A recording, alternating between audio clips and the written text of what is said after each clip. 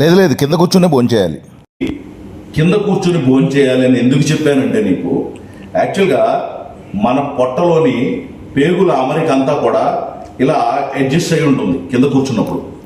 For suppose ఏంటంటే, ఒక రైతులు ధాన్యం బస్తాని నింపేటప్పుడు ఒక బస్తాని రెండు వైపులు రెండు చివర్లు ఇలా పట్టుకొని ఇంకో వైపు నుంచి ధాన్యం దాంట్లో పోస్తే ఫుల్గా నిండిన తర్వాత బస్తాని రెండు వైపులు లేపి ఇలా కుదేస్తే మళ్ళీ కొంత పోసేంత గ్యాప్ వస్తుంది.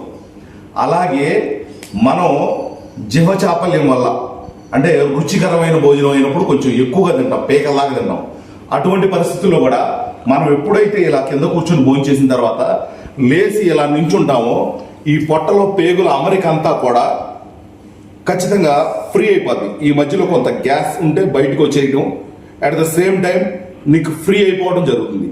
కనుక కింద కూర్చొని భోజనం చేయాలి. విక్కీ, ఇంకొక విషయం, నీ స్నేహితుడు ఇలా ఎలా అయితే, తమ్ముడు నీ పేరేంటమ్మా? అఖిల్.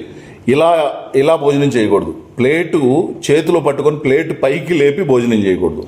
అలా చేయడం వల్ల ఏంటంటే నువ్వు ఇలా బెండ్ అవ్వవు. ఇదిగో నీ ఫ్రెండ్ ఉన్నాడు చూసావా, భోజనం చేసేటప్పుడు ఎలా అయితే బెండ్ అవుతున్నాడో అలా బెండ్ అయ్యి చేయటం వల్ల ఏంటంటే ఆ పొట్టలో పేగులు అనేవి అలా ఫోల్డ్ అవ్వటం మూలంగా నువ్వు ఎక్కువ తినలేవు. విషయం అది. ఇలా తినడం వల్ల ఉపయోగం లేదు. అఖిల్, దయచేసి కింద పెట్టుకొని తినమ్మ ప్లేట్.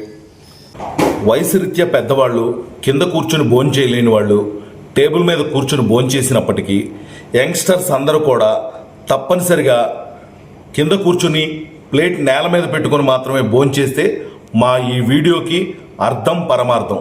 అలా చేస్తారని ఆశిస్తున్నాము. Thank you so much.